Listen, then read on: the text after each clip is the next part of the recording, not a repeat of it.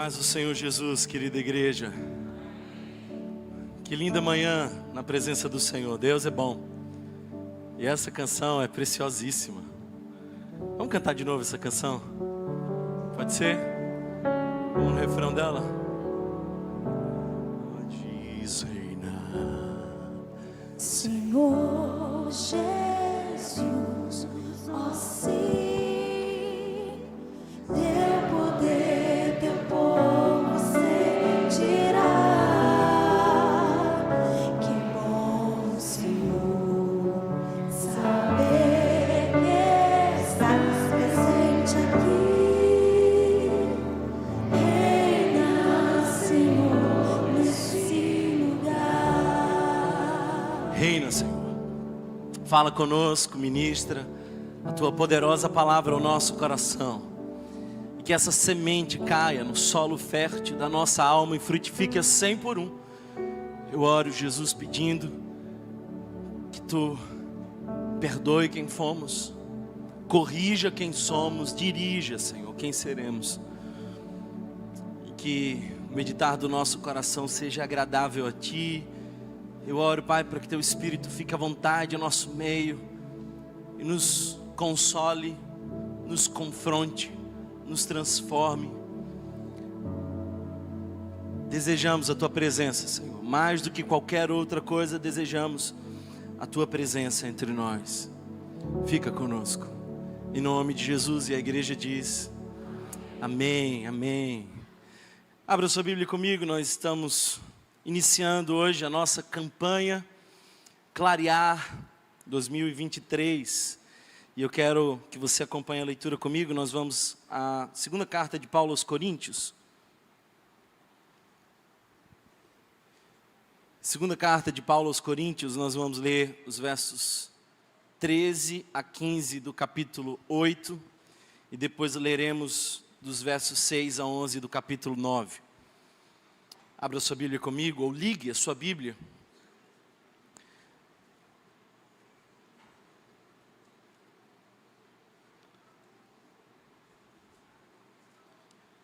Segunda carta aos Coríntios,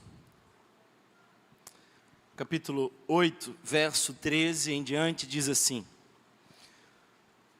nosso desejo não é que outros sejam aliviados enquanto vocês são sobrecarregados, mas que haja igualdade. No presente momento, a fartura de vocês suprirá a necessidade deles, para que, por sua vez, a fartura deles supra a necessidade de vocês. Então haverá igualdade. Como está escrito, quem tinha recolhido muito, não teve demais. E não faltou a quem tinha recolhido pouco. Verso 6 do capítulo 9 nos diz assim: lembrem-se, aquele que semeia pouco, também colherá pouco. E aquele que semeia com fartura, também colherá fartamente. Cada um dê conforme determinou em seu coração, não com pesar ou por obrigação, pois Deus ama quem dá com alegria. Deus é poderoso para fazer que toda a graça lhe seja acrescentada, para que em todas as coisas, em todo o tempo, tendo tudo o que é necessário, vocês transbordem em toda boa obra. Como está escrito, distribuiu, deu os seus bens aos necessitados, a sua justiça dura para sempre.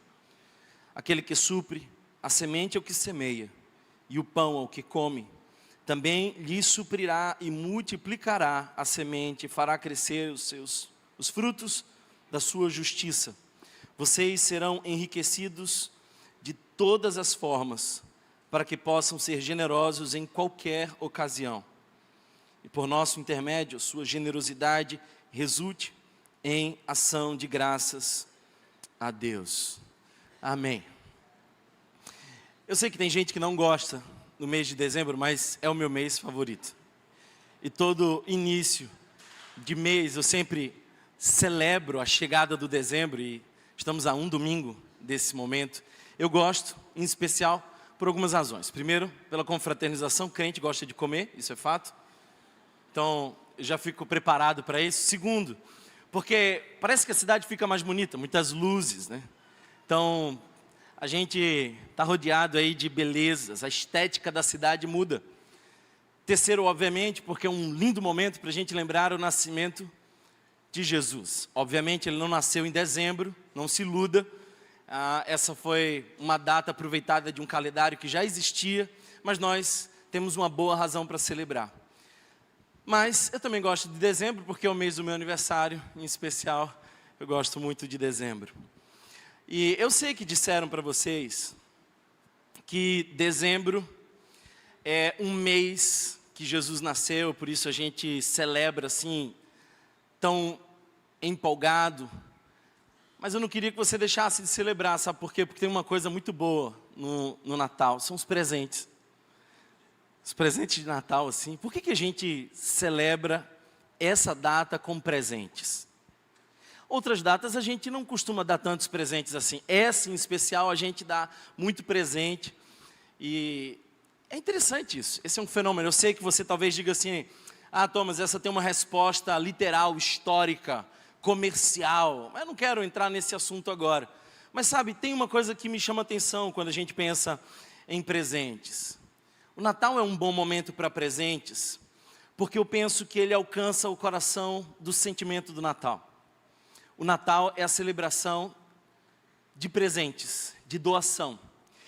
Eu sei que disseram para você que nós celebramos o Natal porque Jesus nasceu. Mas você deve saber que o nome Jesus é um nome bem comum naquela época, e era equivalente talvez a Josué no Antigo Testamento. E que meninos batizados com o nome de Jesus nasciam diariamente. Então por que nós celebramos o Natal? Se meninos com o nome Jesus nasciam diariamente. Bem, nós celebramos o Natal justamente porque não é só o nascimento de um menino. Nós não estamos celebrando o Natal porque é o nascimento de um menino. Nós estamos celebrando o Natal porque antes de Jesus nascer, ele nos foi dado. Essa é a grande diferença entre o nascimento de vários desses meninos chamados Jesus e o próprio Jesus. Todos daquela época nasceram, mas só Jesus foi dado. Jesus foi dado. Jesus, aliás, é o único ser humano que não apenas nasceu, mas ele foi dado. Natal, portanto, não é a comemoração de um nascimento, é a comemoração de uma doação. No Natal nós celebramos não uma criança que nasceu, mas uma criança que nos foi dada. Você deve lembrar o texto clássico, porque Deus amou o mundo de tal maneira que deu. Essa é uma criança que foi dada, portanto. Jesus é, portanto, o único ser humano mais velho que os seus pais. Era mais velho que os pais. Jesus. Ele é, em outras palavras, aquele que existia antes de nascer. E como existia antes de nascer, nós temos razões para celebrar não apenas o nascimento, mas porque Deus nos deu. Logo, o Natal é a mensagem da doação de Deus. Nós não estamos celebrando apenas o nascimento de um menino, nós estamos celebrando a doação de Deus. Deus nos deu. Aliás, você deve lembrar que essa já era uma profecia, porque Isaías, capítulo 9, verso 6 diz: porque um menino nos nasceu, um filho nos foi dado. E o governo estará sobre os seus ombros, e ele será chamado maravilhoso, conselheiro, Deus poderoso, Pai eterno, príncipe da paz. Deus nos deu. E esse presente que nós recebemos traduz o Natal. Natal é a celebração, portanto, do que Deus nos deu.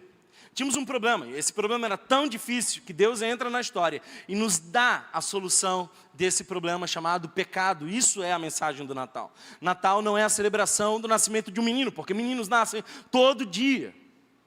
A diferença é que esse menino é o grande presente de Deus e é a grande solução do nosso grande problema. Romanos capítulo 8, verso 32 diz Que diremos, pois, diante dessas coisas? Se Deus é por nós, quem será contra nós? Qual é a razão de tamanha confiança? O verso 32 diz: aquele que não poupou o seu próprio filho, mas o entregou por todos nós, como não nos dará com ele, e de graça, todas as coisas? O que Paulo está escrevendo aos Romanos é interessante. Paulo está dizendo assim: se Deus doou o próprio filho, então não tem mais absolutamente nada que ele venha a nos restringir.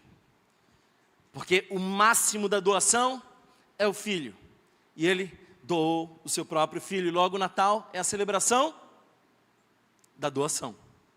Nós não estamos celebrando o nascimento de um menino. Nós estamos celebrando a doação de Deus, que através daquele menino muda a nossa história. Eu quero que você perceba uma coisa importante. No Antigo Testamento nós temos vários momentos onde Deus se revela, mas nenhum onde Deus se doa. Quer ver uma coisa?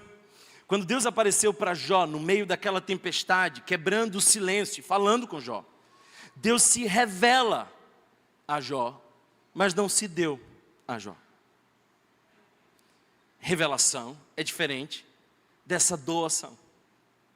Quando Deus apareceu a Moisés numa sarça, Deus se revelou a Moisés, mas ele não se deu. Deus não se deu. Quando Deus apareceu ao povo de Israel numa nuvem, numa coluna de fogo, Deus se revelou, mas não se deu. Quando Deus apareceu no mais alto e sublime trono, diante dos olhos de Isaías, que trêmulo percebeu a glória do Senhor que enchia toda a terra, Deus se revelou, mas não se deu. Quando Deus apareceu, por exemplo, naquela fornalha, Sadraque, Mesaque e Abidnego estavam bem acompanhados, Deus, portanto, se revelou, mas não se deu. Mas naquela manjedoura foi diferente. Naquela manjedoura Deus se revelou e se deu. Aquele menino nos braços era a expressão de Deus dizendo: me ponha no colo. Em outras palavras, em nenhuma outra situação Deus se entregou como o fez naquele bebê. Um bebê na manjedoura. Aliás, nada mais frágil do que um bebê. Bebê é a expressão maior da vulnerabilidade. Uma criança vulnerável nos braços da humanidade. E isso é Deus doando a si mesmo. Deus se deu em Jesus e isso é Natal. Nós não estamos celebrando uma criança que nasceu. Crianças nascem todo dia. Nós estamos celebrando o ato de que através de uma criança em específico, Deus se deu. Sabe, Natal é a celebração da grande generosidade de Deus. Por isso faz para mim todo sentido que exerçamos a generosidade na época do Natal específico. Nós deveríamos ser generosos em todo momento, mas o Natal é um bom momento para celebrar e lembrar que nós precisamos ser generosos. O que basicamente quero ensinar para vocês é essa teologia da generosidade. Sabe, eu creio que nós vivemos o espírito do Natal, não quando a gente doa um presente, mas quando nós somos um presente para alguém. Porque é mais difícil, essa é uma instância um pouco mais complexa. E eu creio que essa igreja foi um presente na vida de muitos esse ano. Eu creio que nós transformamos algumas realidades, acendemos algumas luzes, mudamos alguns cenários, chegamos a alguns lugares onde a esperança não costumava frequentar. E esse é o verdadeiro espírito do Natal. Sabe, essa passagem que nós lemos há pouco, da segunda carta de Paulo aos Coríntios, capítulo 8 e 9 em específico, é, sem dúvida, a passagem mais longa que fala sobre generosidade. Essa é a razão pela qual eu não li toda a passagem. Porque essa é uma longa passagem sobre generosidade. A perícope mais completa sobre generosidade em toda a Escritura está aqui. E eu quero apenas destacar 3 importantes lições desse texto que nós lemos. A gente precisa entender o que significa doação, porque isso tem tudo a ver com o espírito do Natal. Nós estamos celebrando a doação de Deus em Jesus. Portanto, a primeira coisa que eu quero que você note é por que doar. Por que temos que doar? A segunda é como doar. Como é que a gente faz essa doação? E terceiro, é o que nós vamos receber em troca diante dessa doação. O que devemos esperar ou receber? Deixa eu explicar um pouco melhor para vocês cada um desses tópicos. O primeiro deles, por que doar? Se você puder, acompanhe comigo novamente a leitura dos versos 13 a 15. Versos 13 a 15 do capítulo 8. Olha só o que o texto nos diz. Nosso desejo não é que outros sejam aliviados enquanto vocês são sobrecarregados, mas que haja igualdade. Por que doar? No presente momento, a fartura de vocês suprirá a necessidade deles, para que, por sua vez, a fartura deles supra a necessidade de vocês. Então haverá igualdade. Por que doar? Como está escrito, quem tinha recolhido muito, não teve demais, e não faltou a quem tinha recolhido pouco. Essa última parte, o verso 15 em específico, não é uma expressão de Paulo. Paulo vai tirar isso de um contexto interessante, que frequentemente nós sequer notamos, mas ele está extraindo essa passagem de Êxodo, capítulo 16. E você deve lembrar que essa trajetória de Êxodo é uma trajetória com muitas experiências de dependência. O contexto da passagem de Êxodo 16 é o contexto onde os filhos de Israel não podiam se sustentar sozinhos no deserto. Eles estavam no deserto e agora não podiam mais resolver o próprio problema. E agora eles estavam completamente vulneráveis, dependiam totalmente de Deus. Aliás, Deus diz para eles o seguinte: olha, eu vou mandar um maná, mas você não pega o maná de amanhã, você pega o maná de hoje. Se você pegar o maná de amanhã e levar para a sua tenda, sabe o que vai acontecer? Vai estragar, os vermes virão, vai ficar um horror a sua casa. Você pega só o maná de hoje. Deus fazia milagres e fazia diariamente. Mas sabe uma coisa interessante que quase nunca a gente percebe? É que o maná não caía na mesa. O maná caía no chão. E não caía junto, caía espalhado. E que o maná é uma solução de Deus que também requer um esforço do homem. Porque o que o povo precisava fazer? Os filhos de Israel precisavam sair para colher o maná, e eles iam andando e colhendo. Bem como se tivesse plantado, eles precisavam agachar e pegar. Havia, portanto, um esforço do homem de colher aquilo que ele recebeu sem nenhum esforço. Eles não semearam o maná, mas eles colhiam o maná. E aqui que está uma coisa interessante. Nem todo mundo tinha a mesma condição de colher o maná. Se nós lançássemos aqui, e nós não vamos fazer isso, notas, aquelas notas azuis com um peixinho que move o coração de muita gente. Quem colheria mais? Quem colheria menos? Certamente os jovens teriam vantagem. Sim ou não? Certamente os idosos, os mais vulneráveis, os mais fracos, não teriam tanto assim, por suas limitações. O que o texto de Êxodo está dizendo: quem juntou muito não tenha demais, quem juntou pouco não tenha faltando. Em outras palavras, uma vez que a gente reúne o maná, o que a gente faz? A gente redistribui. E não sem razão, Paulo extrai esse texto dentro do contexto de generosidade. O que Paulo está dizendo é o seguinte: talvez esse ano você recebeu muito maná, mas você precisa lembrar que esse maná, em primeiro lugar, te ensina que você não conquistou esse maná, foi de Deus.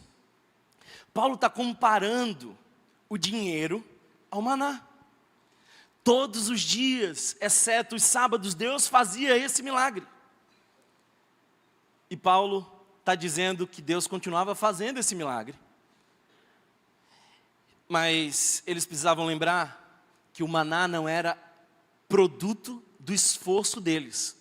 Embora, dentro do cenário do maná, coubesse o seu esforço. Alguém está entendendo isso? Então Deus dava ao povo, mas para receber, requer esforço.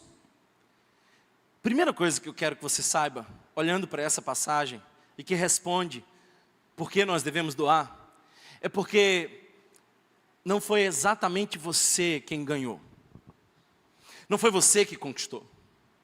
Talvez você diga assim, mas eu me esforcei muito para isso. Você está por fora, eu trabalhei demais, suei muito. Se você é cristão, você precisa olhar para tudo que você tem, entendendo que Deus deu as condições para que você recolha lá fora. Mas quem colocou foi Deus. O teu trabalho é sair para recolher, mas você tem condições de recolher porque Deus permitiu. E só encontrou lá fora porque Deus colocou. Logo, nós não estamos falando de uma realidade que você possa bater no peito e dizer, eu conquistei. É maná. É maná. E não sou eu quem está fazendo essa comparação do dinheiro com o maná. É Paulo. Sabe, eu imagino que os jovens conseguiam recolher mais. E eles precisavam, em segundo lugar, entender que o maná era algo a ser repartido, para que não houvesse falta. Thomas, então você está sugerindo que todo mundo tenha igual? Não.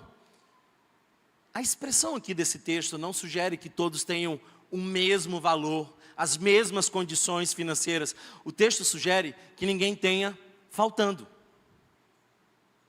Note que a passagem menciona, quem juntou muito não tenha demais, mas quem não teve condição de juntar tanto assim, que não tenha faltando.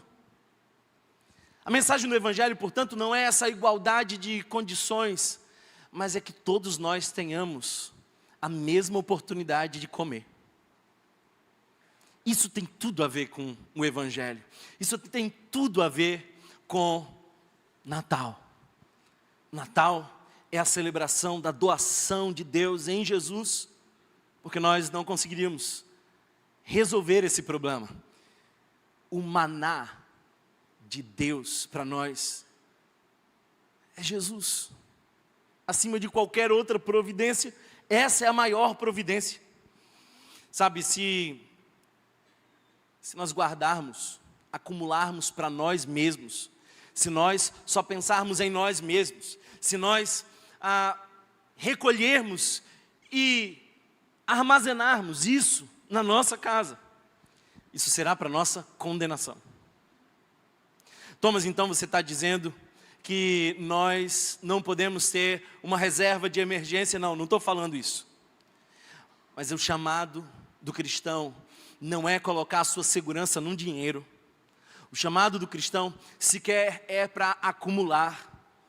Nós somos chamados a sermos generosos. Talvez esse ano você conseguiu recolher um pouco mais. E esse ano algumas pessoas não conseguiram recolher tanto assim.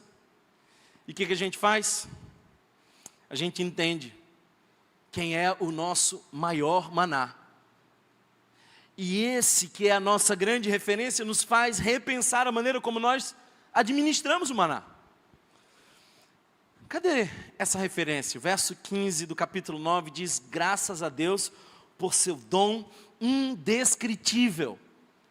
Que dom indescritível é esse? Jesus. Jesus é o dom, é a dádiva, é o presente indescritível. Faz todo sentido que Natal seja um momento de presentes, porque foi o maior dos presentes. Jesus. Agora eu quero que você entenda que a razão para você doar não começa na sua emoção. A razão para você doar começa na sua razão, na sua consciência. Porque se não perceba, 2 Coríntios capítulo 8, verso 8, nós estamos explorando essa passagem, diz: eu não estou dando uma ordem, mas quero verificar a sinceridade do amor de vocês. É uma evidência de quão sincero é esse amor. Você pode doar sem amar, mas não pode amar sem doar. Você não ama até que você doa.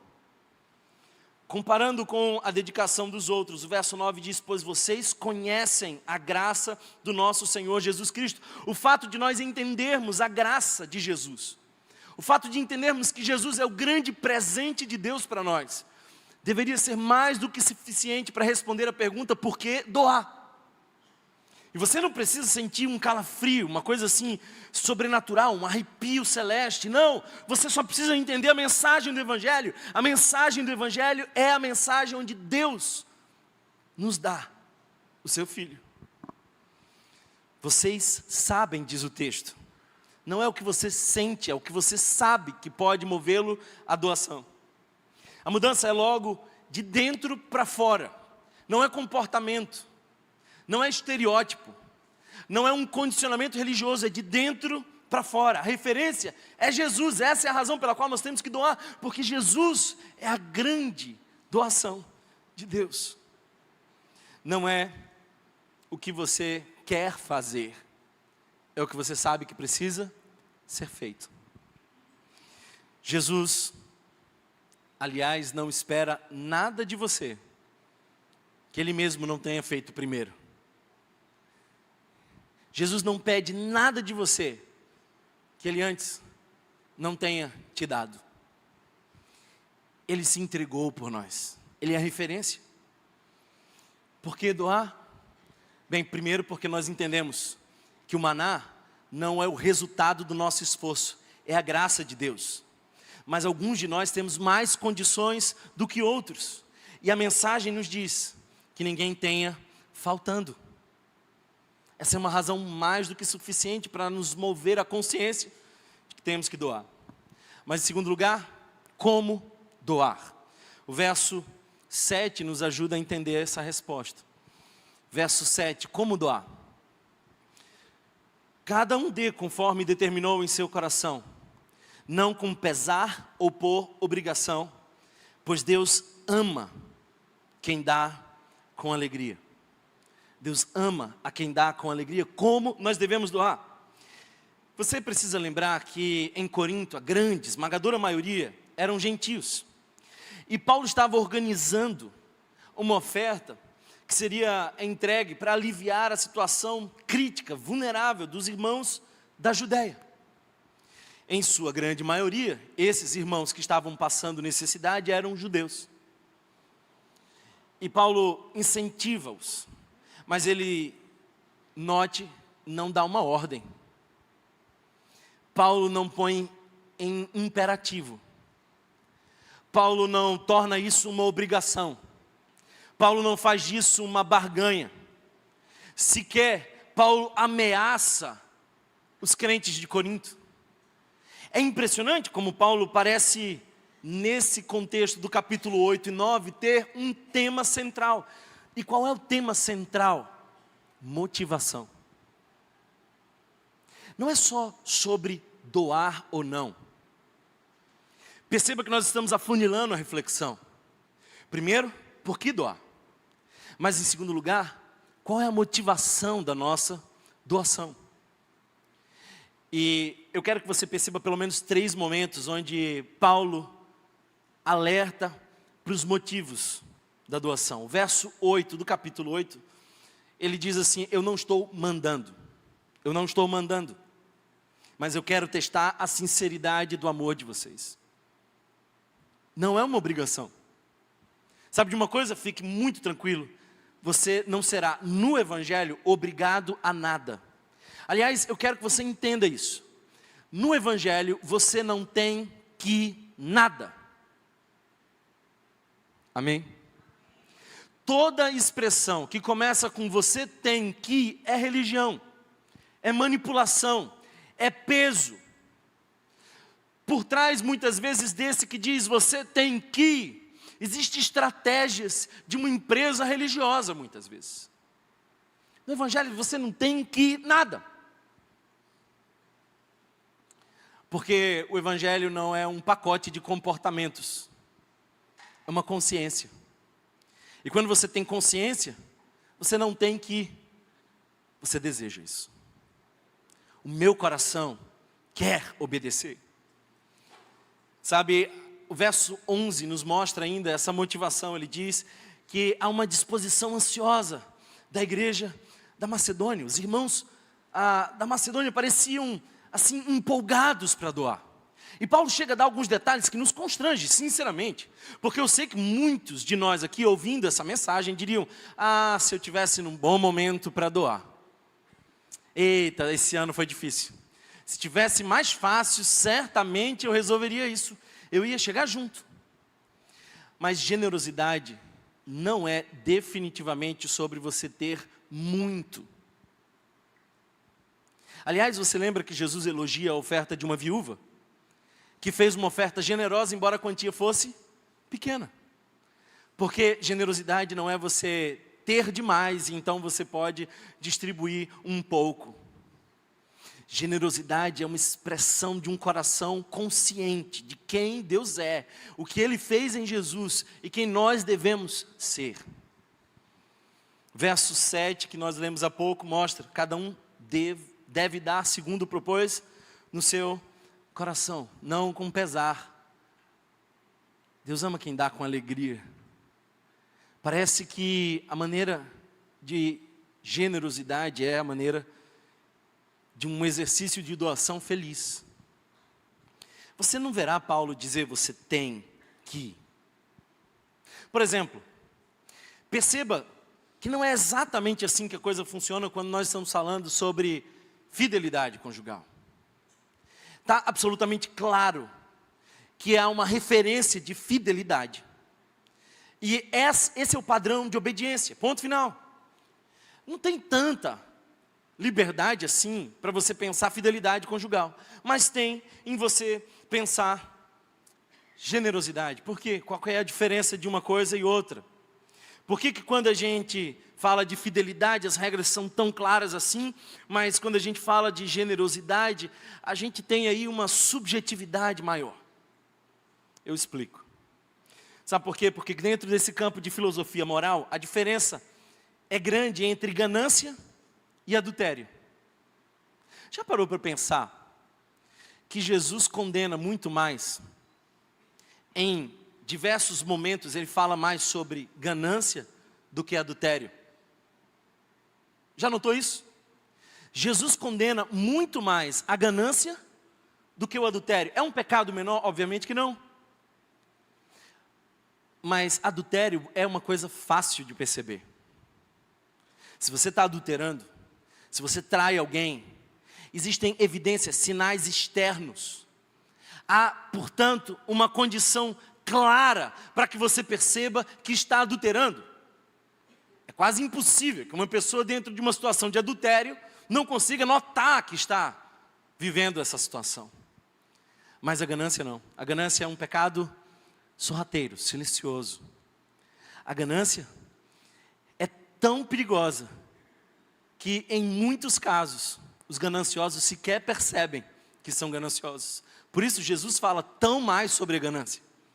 Porque o adultério acontece do lado de fora, mas a ganância do lado de dentro. E talvez você precise entender isso. Generosidade acontece no coração. E essa é a maneira de nós doarmos com o coração. Talvez alguém aqui diga assim: Thomas, mas e o dízimo? E o dízimo? Porque o Antigo Testamento deixa muito claro, absolutamente claro, existem leis que mencionam que 10% precisavam ser levados à casa do tesouro. Primeiro quero te dizer que essa prática do dízimo não está errada, mas a obrigação do dízimo não é coerente com o espírito do Evangelho. Nós precisamos entender que a casa do tesouro não é exatamente a igreja. Estamos dentro de um novo contexto. Thomas, eu dou o meu dízimo. Faço errado em fazer isso? Claro que não, eu também faço isso. Aliás, mais que isso. 10% é a conta da infância da fé. No Antigo Testamento, quem ainda não tinha a real dimensão da graça, precisava fazer essa continha básica. No Novo Testamento, a conta é outra. É o que eu preciso.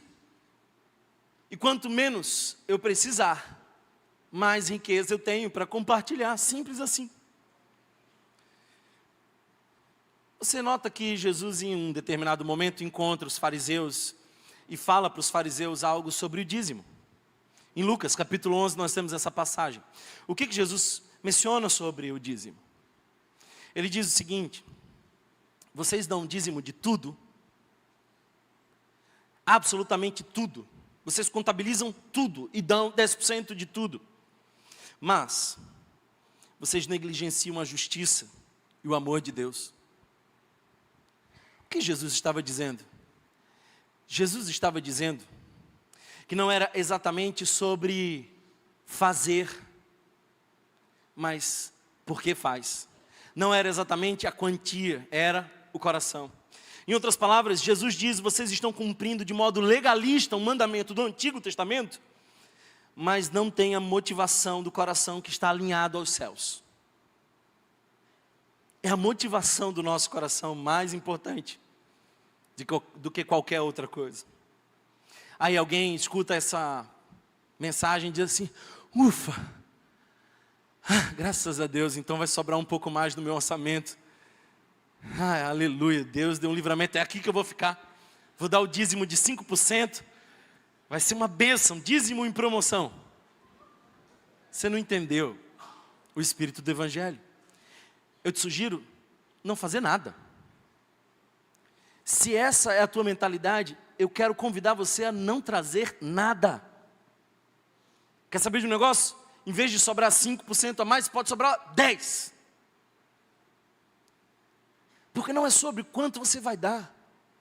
É sobre a motivação do teu coração. É aquilo que move o teu coração. Como é que a gente doa? A gente doa com a razão correta, a motivação certa. A única evidência de um coração generoso é quando o indivíduo manifesta alegria em doar. Você não diz que o indivíduo é generoso porque ele doou uma quantia enorme. Você diz que ele é generoso porque ele manifestou uma grande alegria ao doar. A menos que você esteja sempre tentando doar mais no reino, o seu coração não é generoso. Simples assim. Paulo dá o exemplo dos cristãos macedônios. E é impressionante porque Paulo chega a dizer: eles deram além da sua capacidade. Deram além da sua capacidade. O que isso significa? É sacrificial. É sacrificial. A doação generosa é sacrificial. Por isso, os irmãos da Macedônia, no meio da mais severa tribulação, diz o texto lá no capítulo 8, por favor, olhe.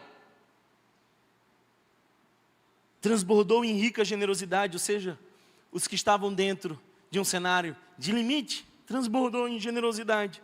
Não é sobre o quanto você tem, é o que motiva você a doar. E olha que lindo, Paulo menciona acerca desses irmãos, no capítulo 8, logo no início, que eles antes primeiro se entregaram ao Senhor. Eles antes primeiro se entregaram ao Senhor.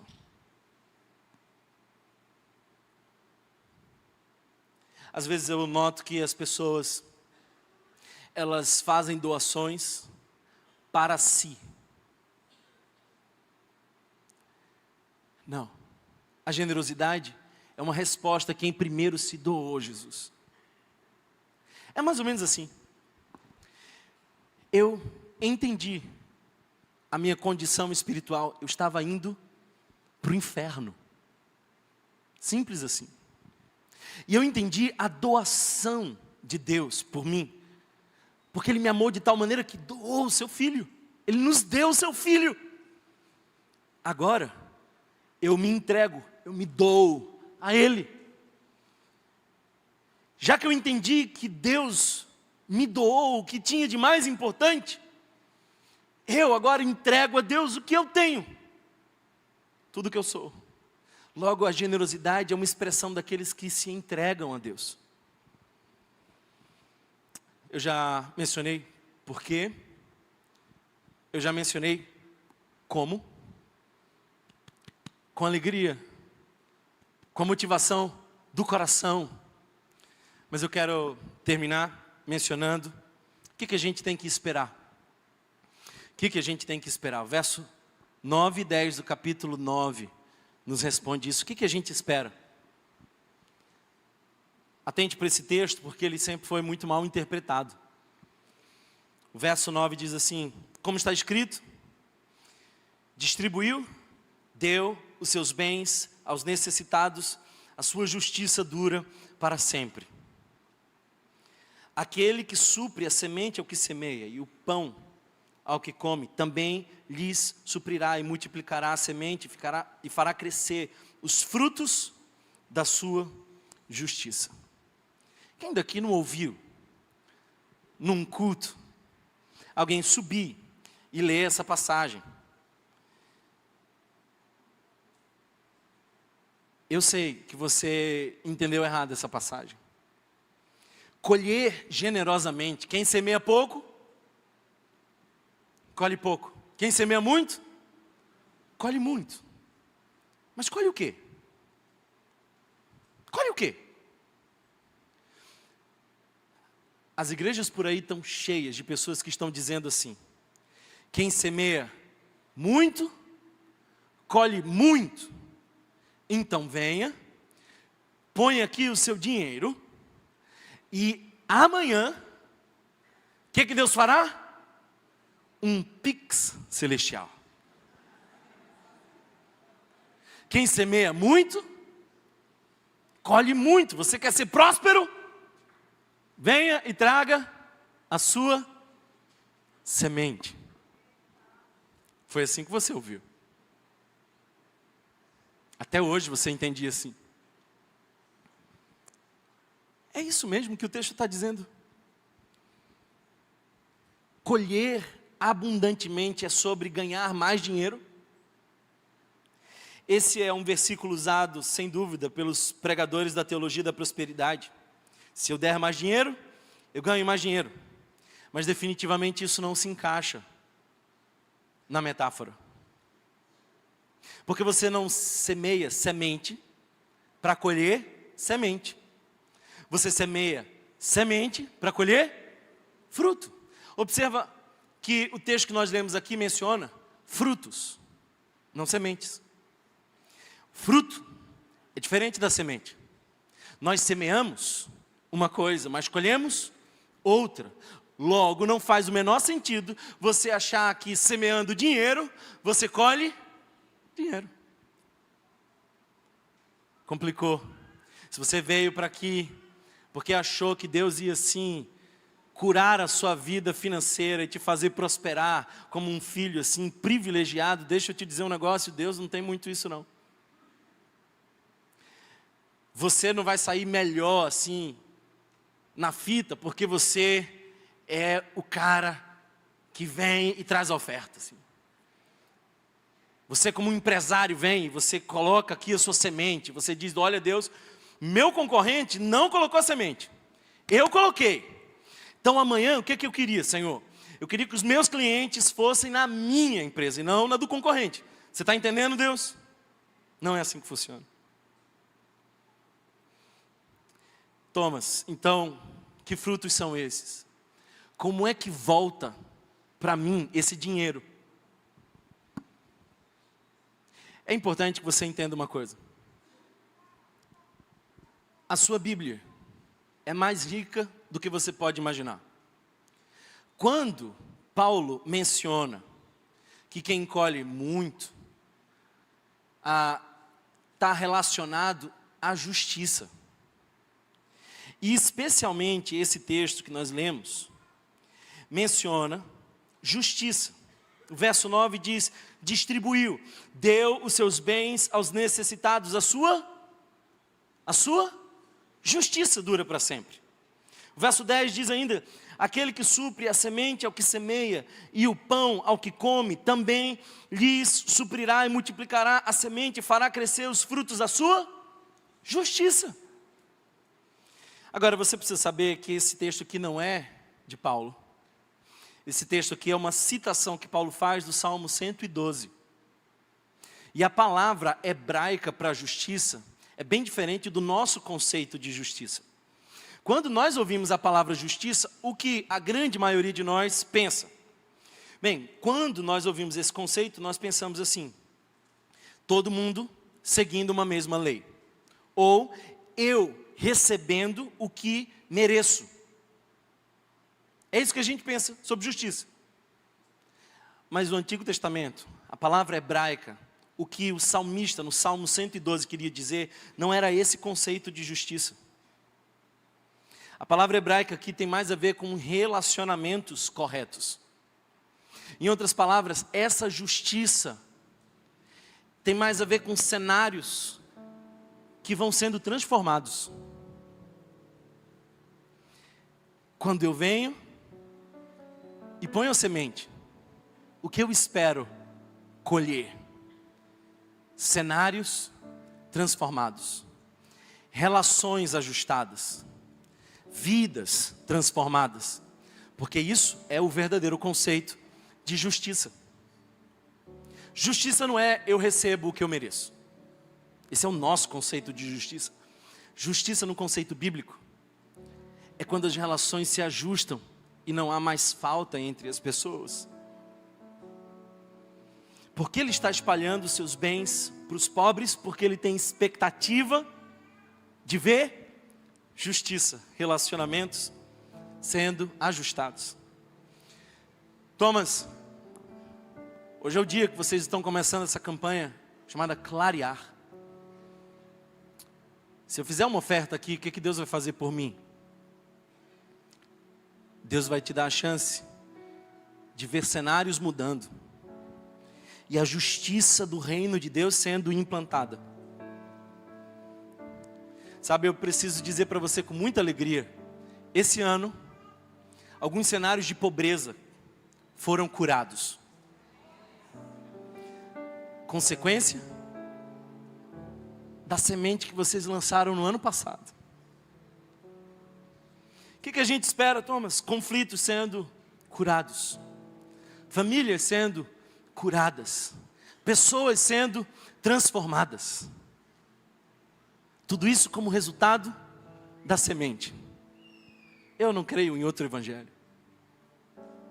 É nisso que eu creio. Por favor, se você estava na expectativa assim de criar uma barganha com Deus, como se Ele fosse gerente do seu banco. Deus abençoa quem quer, como quer, quando quer. Mas a maior bênção para um crente não é receber um pouco a mais, é ver o reino sendo implantado e as evidências da justiça de Deus sendo estabelecidas nesse mundo tão injusto. Semana passada, nós fizemos um acampamento para adolescentes.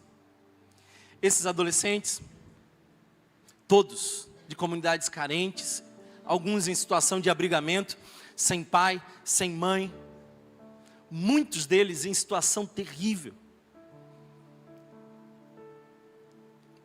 Meninas com partes do seu cabelo faltando, de constantes abusos em casa.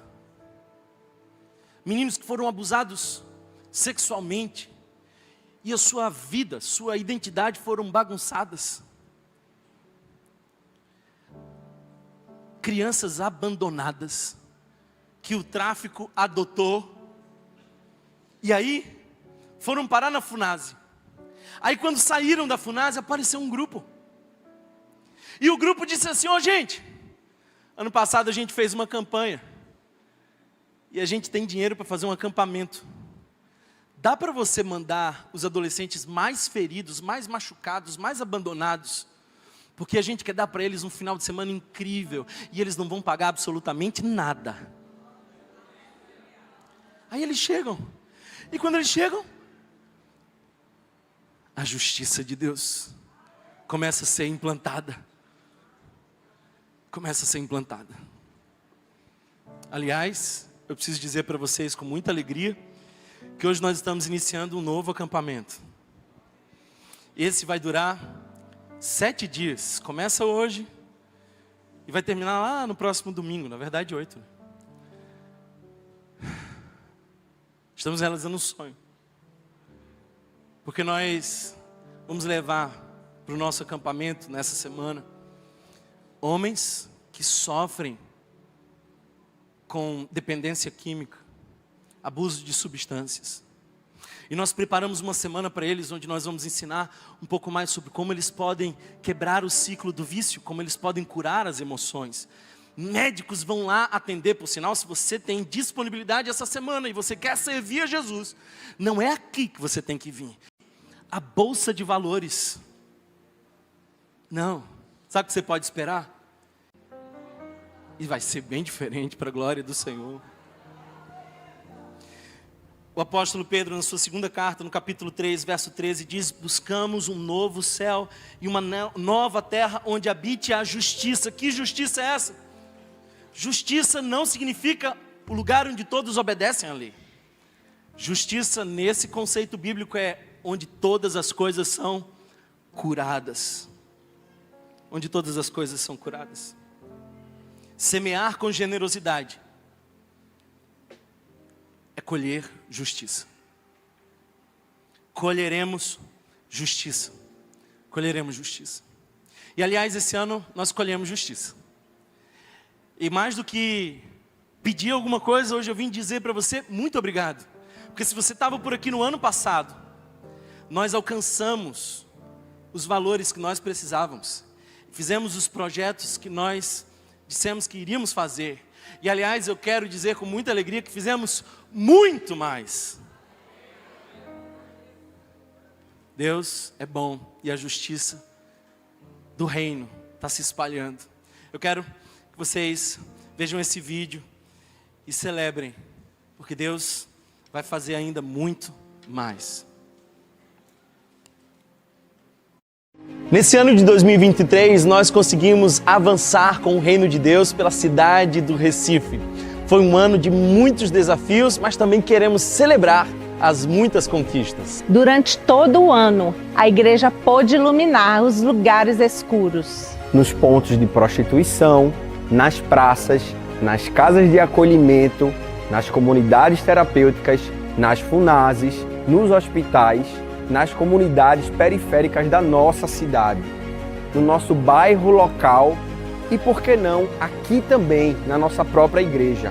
Com o Voz na Rua, nós manifestamos a graça por toda a cidade. Com o Rio Social, através dos nossos projetos de esporte, educação, empreendedorismo, saúde, lazer, a comunidade de Aguazinha conheceu o poder transformador do Evangelho. Mais de 4.500 pessoas foram alcançadas pelos nossos 30 projetos socioevangelísticos. Mais de 600 pessoas se uniram a nós em serviço neste lindo movimento ao longo de 2023. Em 2024, iremos continuar com o ID de Jesus, amando, acolhendo e falando do Evangelho de Cristo aos 4 cantos dessa cidade. E você pode fazer parte disso. A sua generosidade pode expandir o reino de Deus nas vidas de muitas pessoas. Becos, praças, vielas, lares, lugares que precisam de luz. Nós somos a luz do mundo. Vem clarear com a gente.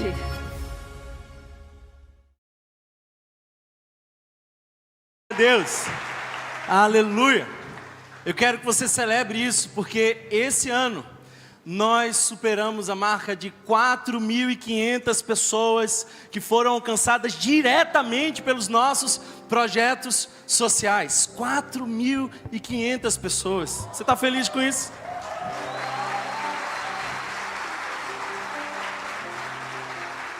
Agradecemos aos mais de 600 irmãos e irmãs que durante esse ano estavam servindo conosco. Foram às ruas.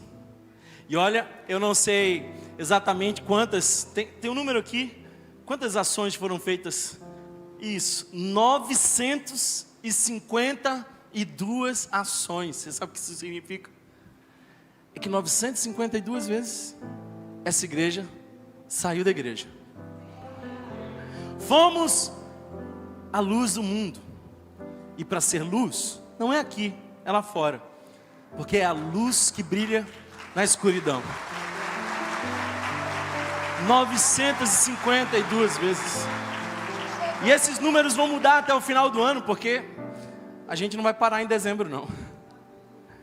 Eu louvo ao Senhor porque nós alcançamos a marca de mais de 30 projetos socioevangelísticos, 30 iniciativas diferentes, 30 situações públicos que viram a luz do reino de Deus brilhar.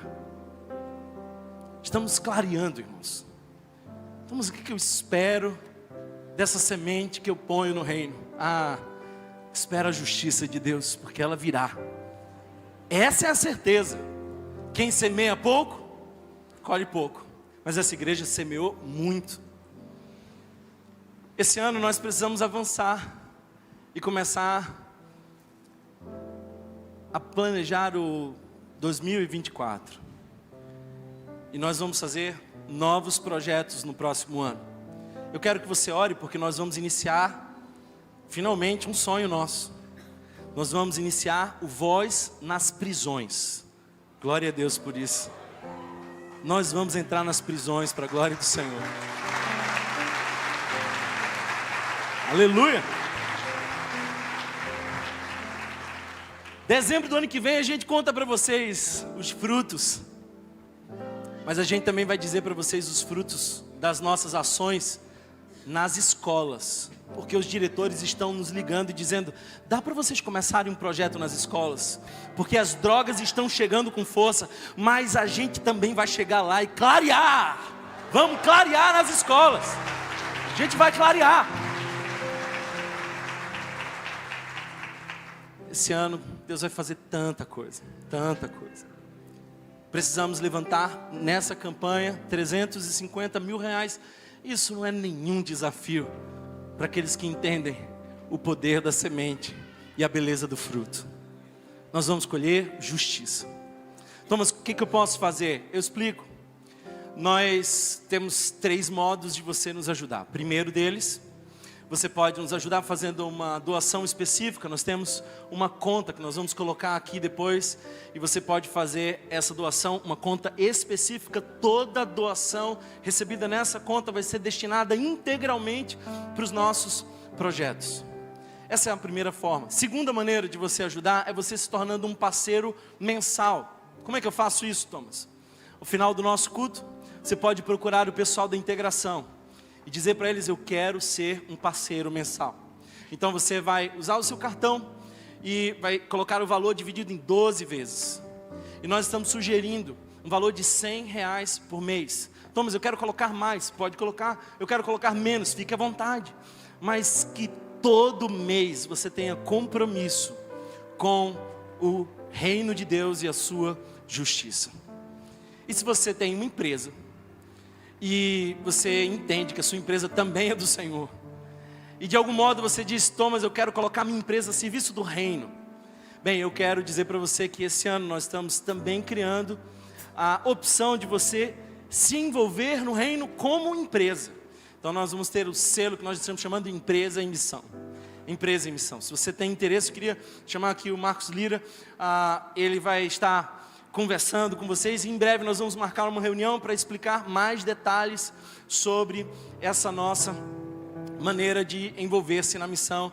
Mas nós queremos ver o reino de Deus se expandir, queremos ampliar o reino de Deus. Então, se você deseja ser um parceiro mensal, procura o pessoal da integração. Se você quer envolver a sua empresa, procura esse nosso irmão Marcos Lira. Vai nos ajudar a conectar empresas e projetos socioevangelísticos. E se você quer fazer uma doação específica, já temos aqui o nosso QR Code na tela. Fique à vontade. Nós vamos celebrar a ceia do Senhor. Você não precisa fazer agora, a gente vai disponibilizar esse material depois. Mas eu quero que a gente celebre a ceia do Senhor hoje com uma coisa em mente. É que o reino de Deus só é celebrado na ceia, porque alguém se doou. O que é ceia? Ceia é a celebração da doação. É o memorial da doação. Quando a gente pega o pão, a gente lembra de um corpo que foi dado. Quando a gente pega um cálice, a gente lembra de um sangue que foi derramado por nós. Então, ceia é o memorial de doação. E eu quero convidar você que crê em Jesus como Senhor e Salvador da sua vida, você que entregou a sua vida a Jesus, você que tem compromisso com Jesus e com o Evangelho. Se você tem esse compromisso, você é bem-vindo. Não precisa ser da nossa igreja, porque essa não é a ceia da Igreja Rio, essa é a ceia do Senhor. Então, se você tem compromisso com Jesus, e se já firmou esse compromisso, então fique muito à vontade. Ao som de um louvor, nós vamos celebrar a ceia do Senhor. Louvemos a Jesus. A integração pode distribuir os elementos. Sonda-me, Senhor, e me conheces. Quebranta o meu coração, transforma-me conforme a tua palavra, e enche-me até que em mim se ache só ti.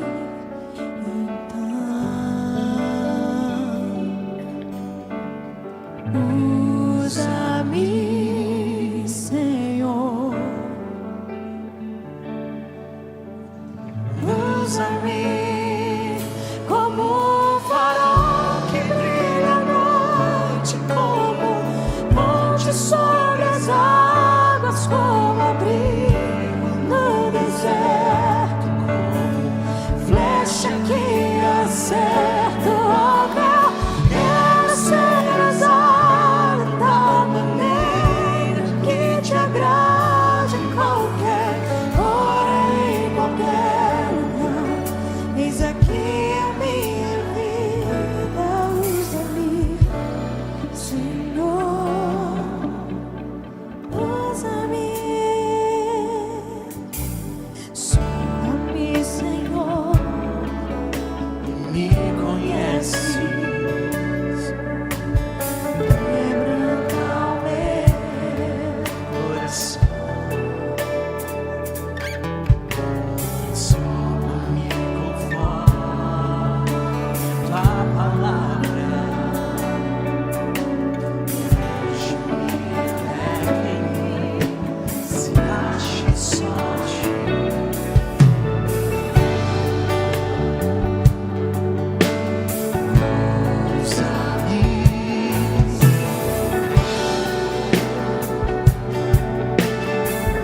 Usa-me como um farol que brilha à noite, como ponte sobre as águas, como abrigo no deserto, como flecha que acerta o alvo. Quero ser usado da maneira que te agrade, em qualquer hora e em qualquer. Esse aqui é a minha vida, usa-me, Senhor, usa-me, sonda-me, quebranta-me,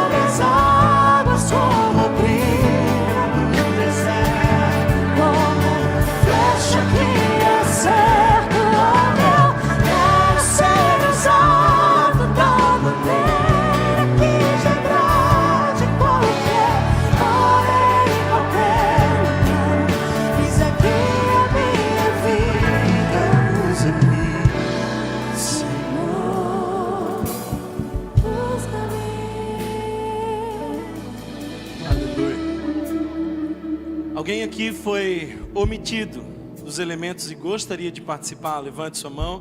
Se você foi omitido dos elementos, olha quanta gente. Dá uma olhada em volta, fica com a mão levantada.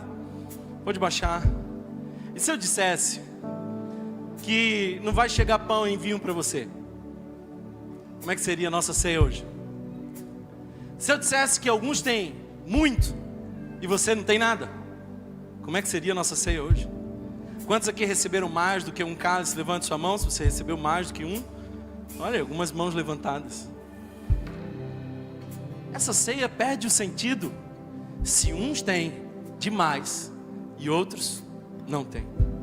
Essa ceia não faz o menor sentido se alguém tem na mão vários cálices, mas não chegou na mão de alguém um cálice.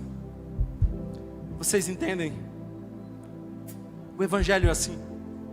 É isso que é o clarear. É fazer chegar o cálice da comunhão e o pão da graça na mão de quem não tem.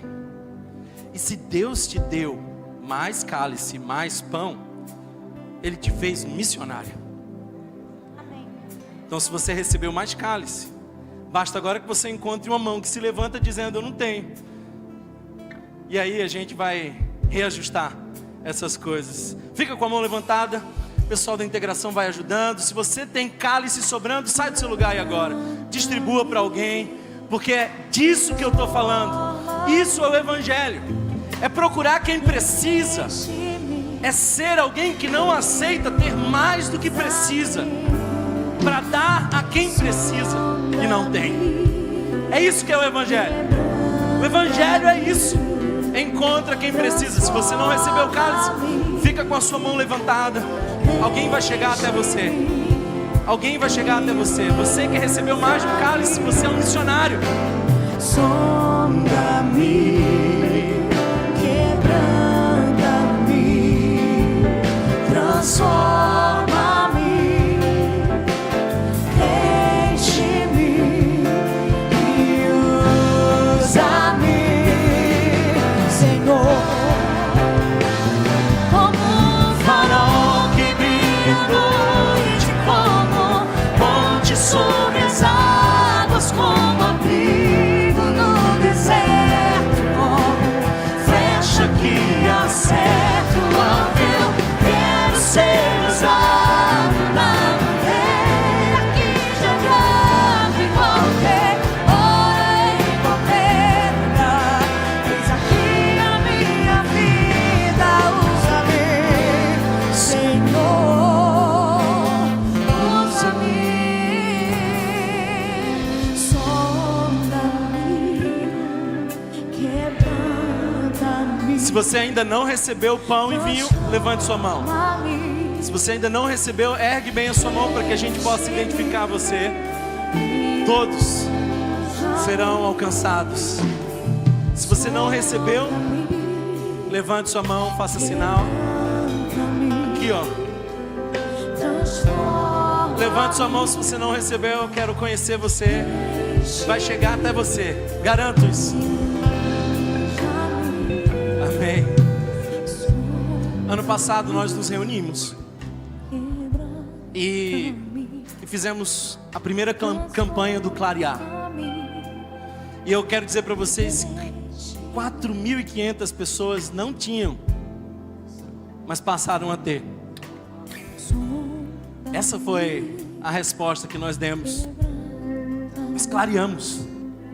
Fizemos algumas pessoas participarem da ceia. Essa ceia não teria o menor sentido se alguns tivessem muito e outros não tivessem nada. Porque a ceia de Jesus é assim. Essa é a ceia de Jesus. É sobre isso o Evangelho. E eu quero que você, nesse espírito do Evangelho, entenda como você vai participar do Clarear.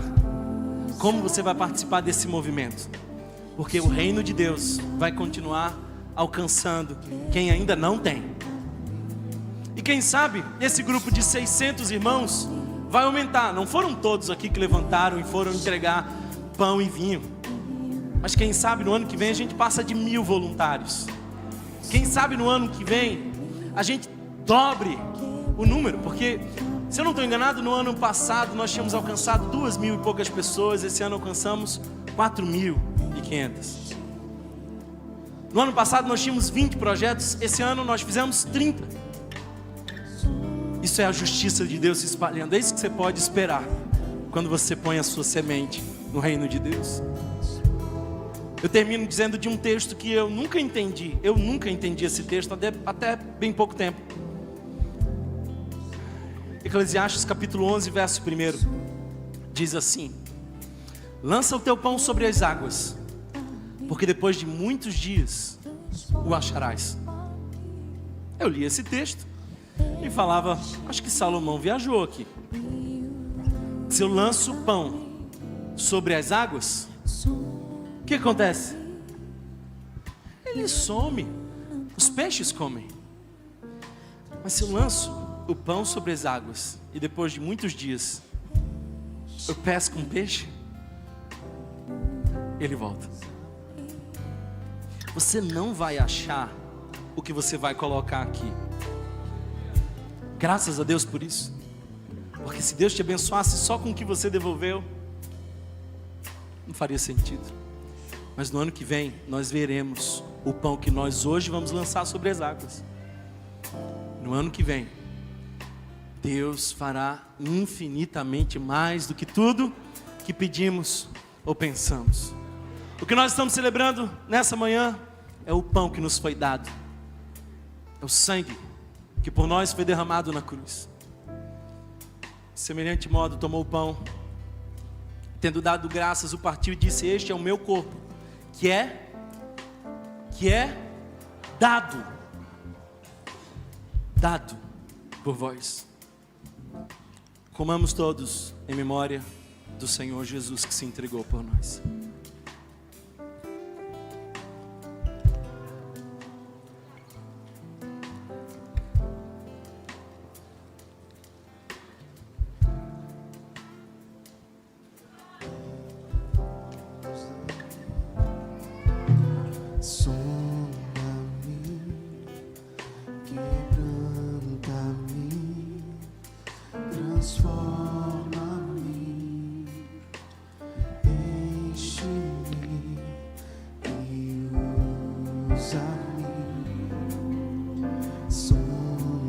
Semelhante modo, tomou o cálice e ergueu e disse: este é o cálice da nova aliança, do meu sangue, que é dado por vós. Será que você percebe que o Evangelho é sobre aquilo que Deus nos deu, para nos transformar também em doadores? Jesus não quer apenas nos dar, Ele quer que pareçamos com Ele. Ele quer forjar em nós o caráter de doador. Tomando esse cálice, nós entendemos que aquele sangue foi derramado por nós. Esse é o Evangelho. Este é o cálice da nova aliança do meu sangue, disse Jesus. Tomemos em memória de Cristo. Glorifique ao Senhor. Glorifique ao Senhor. Aleluia. Ponte sobre as águas como abrigo num deserto, flecha que acerta o alvo. Eu quero ser usado da maneira que te agrada, em qualquer hora, em qualquer lugar. Eis aqui a minha vida, usa-me, Senhor.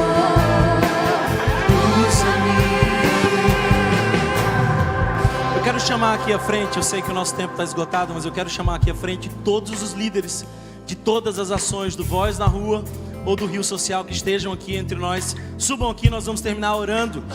E eu quero, em especial, que essa igreja possa honrar a vida desses irmãos que lideraram essas ações ao longo de 2023. Então, por favor, venham rápido que o nosso tempo está esgotado.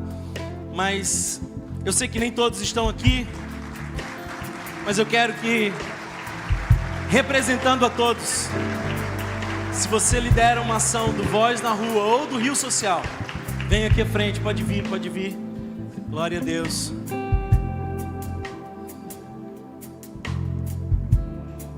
Aleluia. Tem muito mais, mas o pessoal decidiu vir em outro culto. Aleluia. Eu queria, em nome da igreja, mas também em nome dos nossos irmãos e irmãs que foram alcançados, e não foram poucos, mais de 4.500 irmãos, eu queria dizer: perseverem. O reino de Deus é tomado por esforços, e os que se esforçam se apoderam dele. Não é fácil. Às vezes dá vontade de desistir, eu sei. Geralmente na segunda. Mas não desistam. Não é em vão o trabalho de vocês. E preparem-se, porque nós estamos lançando o pão sobre as águas. Nós estamos semeando. E nós vamos colher 100 por 1 para a glória do Senhor. Estenda a sua mão para esses irmãos. Nós vamos terminar o nosso culto de hoje agradecendo e pedindo que o Senhor os fortaleça. Obrigado, Senhor, porque Tu és um Deus bondoso. Obrigado, Pai, porque nós como igreja temos a consciência do privilégio que é investir no Teu reino. E, Senhor, que possamos alcançar o que nós precisamos para custear todos os nossos projetos. E que irmãos e irmãs aqui entendam que não é sobre fazer uma barganha com Deus, é sobre ser partícipe de uma missão, é sobre investir no reino, é sobre esperar que a justiça alcance lugares que ainda não foram alcançados, é sobre clarear lugares tão escuros ainda. Eu peço, Senhor, que Tu nos fortaleça e, em especial, fortaleça esses líderes de cada ação. E também os líderes que não estão aqui nesse momento, também sejam alcançados pelo Teu Espírito Santo. Fica conosco, que o amor de Deus, o nosso eterno e bondoso Pai, que a graça revelada no nosso Senhor e Salvador Jesus Cristo, que a comunhão e a consolação do Divino Espírito Santo sejam sobre todos nós, hoje e sempre. A igreja do Senhor diz... Amém. Deus abençoe vocês. Louvado seja o Senhor. Se você quer ser um parceiro mensal, procura a integração ainda hoje. Se você deseja ser um parceiro mensal, procura a integração. Nossa integração está esperando por você.